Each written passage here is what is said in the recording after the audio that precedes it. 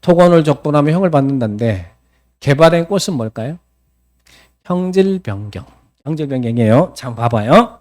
여러분이 제가 돈이 있으면 어느 지역에 땅을 사라고 그랬어요. 돈 되는 땅. 땅에는 신분이 있다 그랬죠. 어느 게 돈 되는 땅이라고 했어요? 무슨 지역, 어느 지역에 땅이 돈 되는 땅이에요? 계획관리적, 비도시적, 우리 인천 계획관리적 땅이 좋은 땅이에요. 왜? 나중에 도시로 들어갈 수 있는 땅이고 비도시 개발 가능한 땅이잖아요. 자, 그러면 계획관리적은요. 계획관리적은 여러분이 짓는 전원주택, 이런 세컨드 하우스도 지을 수 있는 땅이에요. 계획관리지역은. 농림지역 자연환경보전지역은 농후가 주택만 가능하지 세컨드 하우스는 안 되거든. 근데 전원주택은 이런 별장 같은 거 지을 수 있다는 이야기예요. 그리고 또 저는 계획관리지역은 공장도 들어설 수 있는 땅입니다. 비도시에게. 자, 그러면 이 계획관리지역이 돈 되는 땅인데 땅을 샀어.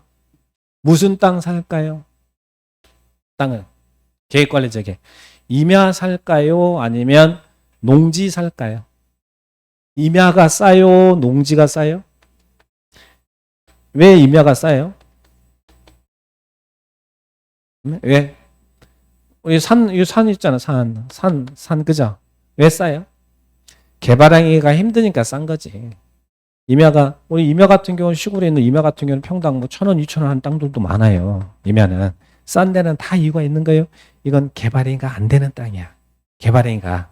자, 우리는 개발행위를 하려면 기본적으로 제일 중요한 게 이 개발 행위를 하려고 한 땅에 나무가 심어져 있으면 안 돼요. 인목 본수라고 하는데 그 땅에 일정 규모 이상의 나무가 심어져 있으면 개발행위 자체를 불허합니다. 나무가 있는 땅은 개발행위가 힘들다는 이야기예요. 그리고 또 하나 나무가 인목 본수가 그래 나무가 그 본수에 적정하다 하더라도 개발행위는 기본적으로 제일 중요한 게 경사도예요. 경사도.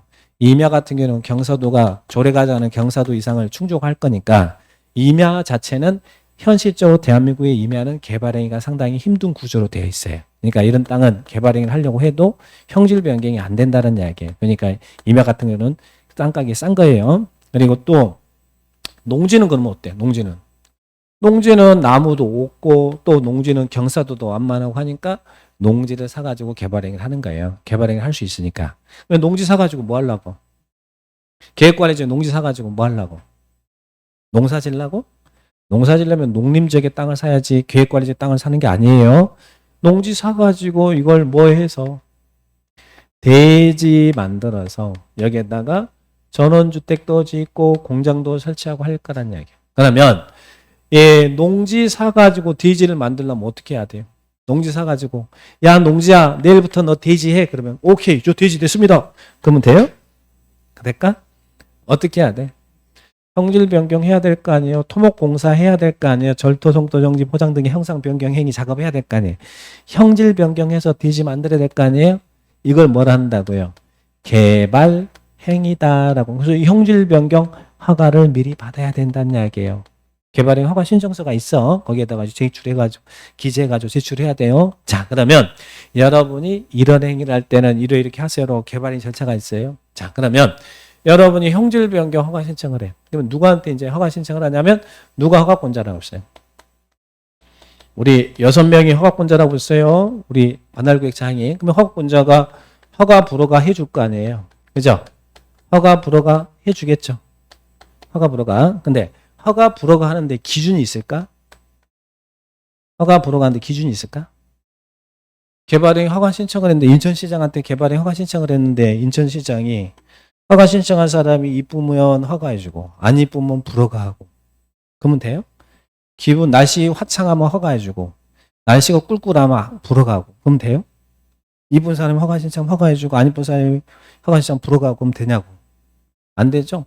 여기서 지금 허가 받을 사람 아무도 없잖아요. 네, 농담입니다. 자, 그래서 우리 법에서는 허가 기준에 합당하면 허가하겠습니다. 그래서 허가 기준 5개가 있다는 이야기. 이것도 시험에 나왔어요. 개발에 허가하고 불허가하는데 기준. 이 기준에 적합하면 허가합니다. 자, 그래서 거기에 허가 기준 경규배지기 써놨네. 경규배지기. 그죠? 자, 첫 번째 용도적별 특성을 고려해서 개발행위 규모가 적합해야 된다. 요게 작년에 시험에 나왔고, 자, 좀 이따 이제 확인할게요. 개발의 규모가 적합해야 된다. 그러니까 예, 대한민국 모든 땅은 땅의 용도가 정해져 있잖아요. 이 용도 지역별로 개발의 규모가 정해져 있다는 이야기예요. 그래서 이 개발 이 법이 정하는 기준에 적합해야 허가해 주겠습니다. 자, 그러면 밑으로 쭉 내려가보니까 그 개발의 규모가 뭡니까? 자, 맨 밑에 박스. 개발의 규모란 형질 변경 면적을 얘기한다. 그래서 우리 허가받아서 할 수 있는 규모가 5,001만 3만. 이건 필드에서도 중요해요. 자, 개발의 규모는 규모가 적합해야 돼. 그럼 우리 이 공법상의 지도 항상 용도적 머릿속에는 공법상의 지도가 이렇게 있어요. 자, 크게 어떻게 나눴다고요? 도시적, 또 무슨 적, 관리적, 또 농림적, 또 자연환경 보전적 있었죠? 자, 그러면 도시적에는 주상목록 있고, 관리적도 계획관리적 있고, 그리고 생산관리적 있고, 보존관리적 이렇게 있었잖아요. 자, 그럼 용도 지역마다요, 다 개발의 규모가 적혀져 있는데, 그 규모는 5,001만 3만이라는 이야기예요. 자, 그러면, 예, 주거적, 상업적, 자, 주거적, 상업적, 그리고, 예, 도시적은 주상공록 있잖아요. 주상공록 있는데, 주거적, 상업적에서 개발행위 할 수 있는 규모는 예, 1만 미만으로 적정합니다. 이상은 안 됩니까? 이상은 할 수 있는데 그때는 심의 거치고 과정이 복잡해요. 그래서 이런 경우는 예, 개발의 규모가 적정하면 허가해 주겠다는 이야기야. 자, 그러면 주거적, 상업적에서는 얼마요? 1만 미만. 그리고 공업적은 얼마요? 우리가 하는 것은 작아야 되잖아요. 우리는 그러니까 얼마요? 3만 미만. 그리고 좀 녹지적이죠. 녹지적인데 녹지는 보존 자연 생산 녹지 있는데 제가 예, 제일 개발 금지 땅이 무슨 땅이라고 했어요? 보존 녹지는 보존이란 말은 개발 금지라는 얘기잖아요. 보존 녹지는 예, 5천 미만. 그러니까 도시적 안에는 개발의 규모가 예, 5천도 있고 1만도 있고 3만도 있어요. 자, 그러면 어디가 3만이라고요? 공업적 공장지니까 3만. 그리고 예, 어디가 5천이라고요? 보존 녹지. 그리고 나머지는 주거적, 상업적, 자연 녹지, 생산 녹지는 다 1만 미만이에요. 그래서 이 1만. 그리고 이제 비도시적을 봐봐요. 도시가 안적이 여기잖아, 여기가 비도시적이잖아요. 비도시적에서는 관리적과 농림지역은 개발의 규모가 3만 미만입니다. 3만. 그리고 자연환경 보존적은 토지 규제가 제일 강하잖아요. 그러니까 5천 미만. 자, 그러면 예, 5천 1만 3만인데 예, 3만하고 5천만 딱 기억나셔. 3만 5천. 나머지는 1만이다 생각하시면 돼. 그러면 예, 3만은 어디예요? 공업지역 3만. 그리고 관리적 농림지역은 얼마? 3만. 근데 왜 관리적 농림지역이 3만입니까? 그 이유는 공장 때문에 그래요. 그러면 여러분이 계획관리지역에 땅 사가지고 개발행위를 할 수 있는 규모는 얼마까지는 허가해 준다고요? 관리지역은 3만 미만이잖아요. 이 공장지구에서 형질 변경할 수 있는 규모는 얼마까지 가능하다고요? 3만 미만까지는 가능하다는 이야기예요. 3만 이상은 비도시적인 개발행위가 안 돼. 그래서 우리가 앞에서 뭐 배웠냐면 여기에 3만 이상의 개발을 하려면 지구단위 계획구역 지정하고 계획수별 개발해야 된다. 이런 이야기. 아까 지구단위 계획에서 면적 요건이 있었잖아요. 아파트 1번 30만, 기타 개발은 3만 이상일 때는 지구단위 계획구역 지정해야 된다 그랬죠. 그 이유가 3만 미만까지는 우리가 허가받아서 할 수 있거든. 근데 이상은 안 되니까 지구단위 계획구역 지정하고 계획수에서 계획대로 개발행위 하라는 이야기예요. 그래서 이 개발의 규모가 적합해야 됩니다. 5천, 1만, 3만. 이게 기준이라는 이야기야, 기준. 근데요, 요 놈은 아직 시험에 안 나왔어. 뒤에 나오는, 자, 뒷장에 남겨보시면 이런 규모를 적용하지 않는 게 있어. 거기에 있는 규모 제한 부적용이란 말 나와 있습니까? 이게 작년에 우리 시험에 나왔거든요. 아직 요 놈도 안 내놓고 규모 제한 안 받는 게 시험에 작년에 나왔다는 이야기예요. 작년에. 그러면 작년에 이제 규모 제한을 적용받지 않는 부적용은 올해 안 나올 거 아니에요. 나온다면 요거 나올 거나 개발의 규모. 아직 한 번도 안 나왔거든, 요게 안. 이거 나오면 무조건 맞춰야 됩니까? 아니면 틀려도 되겠습니까?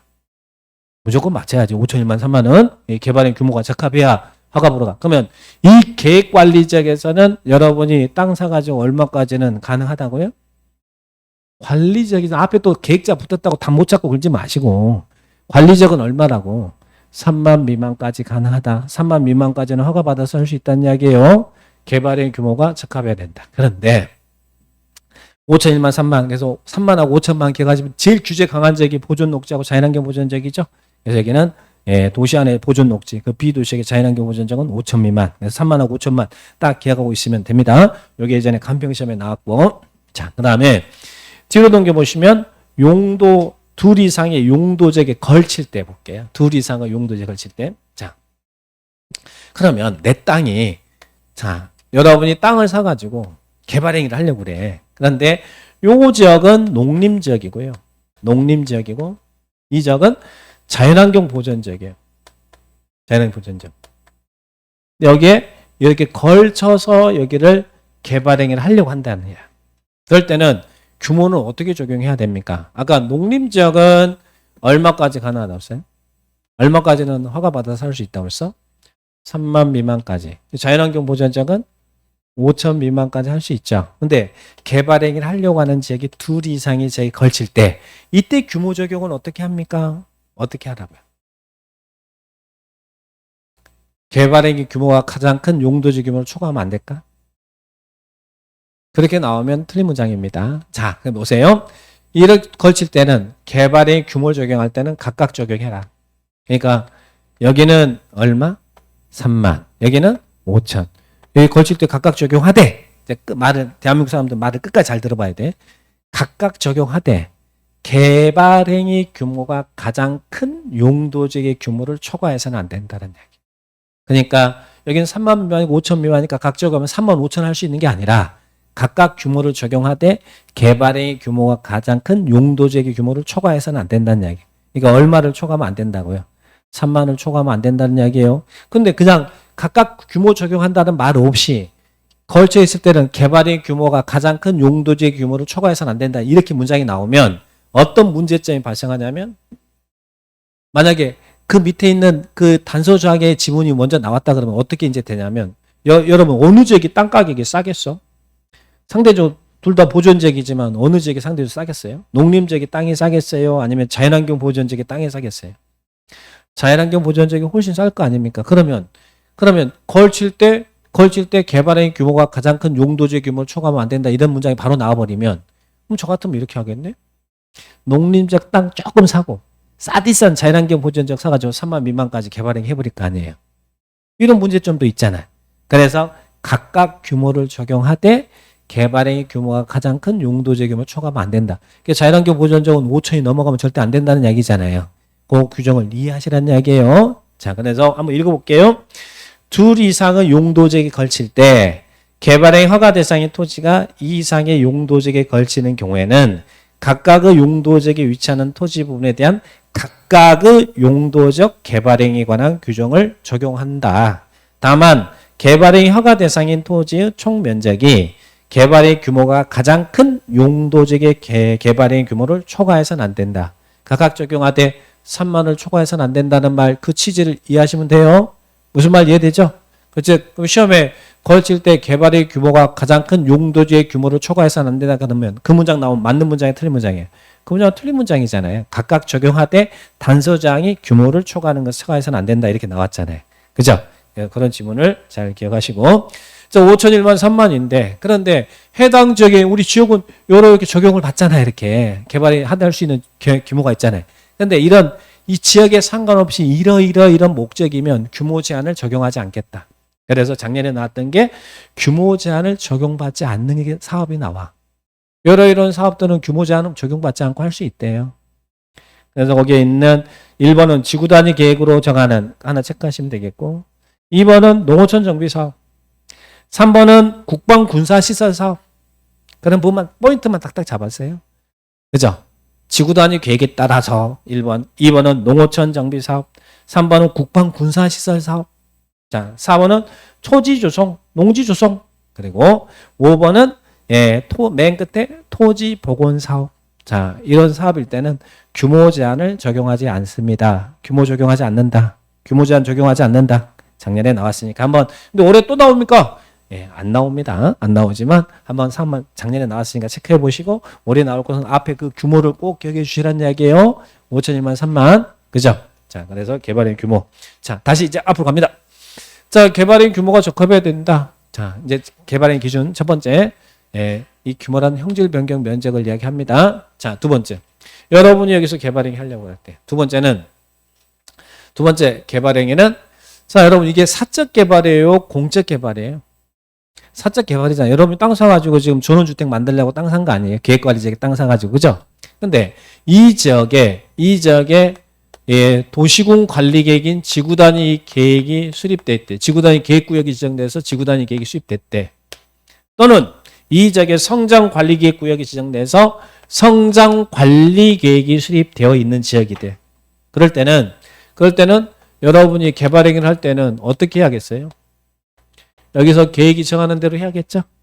계획이 정하는 대로 해야겠죠? 그래서 두 번째가 이겁니다. 당해 지역에 도시군 관리계획이 있다. 또 이거 대표적인 게 지구단위 계획이잖아요. 자, 그러면 도시군 관리계획이나 성장관리계획이 수립된 지역에서는 그 개발행위는 도시군 관리계획, 성장관리계획의 이 내용에 어긋나면 안 된대요. 이 말은 계획대로 개발행위 하라는 이야기죠. 어긋나면 안 된다. 그래서 한문으로 배치돼서는 안 된다. 도시군 관리계획, 성장관리계획에 배치되면 안 된다는 이야기예요. 즉 계획대로 개발행위 하래요. 자, 그 다음에 세 번째. 그 다음에 세 번째. 사적 개발이라고 공적 개발이라고. 사적 개발. 우리들의 행위잖아요. 지금 우리들의 행위잖아요. 여러분 땅 사가지고 할 거 아니에요. 나중에 예, 부동산 개발하고 막 그럴 거 아니에요. 그럴 때 당해적에 도시군 계획 사업이 있으면 도시군 계획 사업에 지장을 주면 돼야 안 돼. 사적 개발은 공적 개발에 지장이 없어야 됩니다. 도시군 계획 사업에 지장이 없어야 된다는 이야기예요. 공적 개발에 지장이 없어야 된다. 그죠? 자, 그 다음에 네 번째. 개발행위가, 이런 개발행위가 주변 환경, 경관과 조화를 이룰 것. 맨 끝에 주변 환경, 경관과 조화를 이룰 것. 경관과 조화를 이룰 것. 자, 그 다음 개발행위에 따른 기반 설치, 그에 필요한 용지 확보 계획이 적정해야겠죠? 용지 확보 계획이 적정할 것. 기반 설치도 양호해야 되고 이런 계획이 적정해야 된다는 이야기. 이게 개발행위 허가 기준이다. 그래서 개발행위 허가 기준 5개를 정리해 보니까 우리는 어떻게 정리해요? 경규, 이경규 있잖아요. 경규,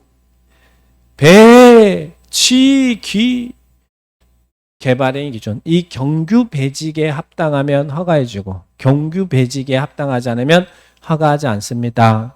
개발행위 기준 경규 배직이 해야 돼요. 시험에 이게 나왔어. 이것도 이 통째로 5개 나오면서 이렇게 그대로 나온 것도 예. 이 개발행위 기준에 해당하지 않는 거 이렇게 물어본 적도 있고 또 여기에다 다른 지문이어서 물어보고 예를 들면 개발행위 허가가 불허가는데 돈이 겁나 많이 있는 놈은 허가해주고 돈이 없는 놈은 불허가야 된다. 그럼 맞아요, 틀려요? 돈이 겁나 많은 놈은 허가해주고 돈이 겁나 없는 놈은 불허간다. 이런 지문이 나오면 맞아요, 틀려요? 틀리죠? 돈이 많은 놈한테 허가해주고 없는 놈은 불허가면 되겠어요? 근데 시험에 살짝 실제 그런 지문이 나왔을까? 허가 기준 물어보면서 1, 2, 3, 4 이렇게 딱 물어보고 1, 2, 3, 4 물어보고 5번 돈이 겁나 많은 놈은 허가하고 돈이 없는 놈은 불허간다. 이렇게 시험에 나왔을까? 여러분 봐도 안 나왔겠죠? 근데 그렇게는 안 나오지만 자금 조달 계획이 적정함이 허가 기준이다. 그러면 그렇게는 나왔을까요? 자금이면 돈이죠? 그 말이나 이놈이나 똑같은 말이잖아요. 돈은 허가 기준이 아닙니다. 자금은 허가 기준이 아니에요. 자, 그래서 허가 기준 경규배지기, 그죠? 경규배지기. 그래서 이렇게 이 기준에 합당하면 허가해주고 그렇지 않으면 불허가한다. 그래서 이 부분들 잘 체크하시기 바랍니다.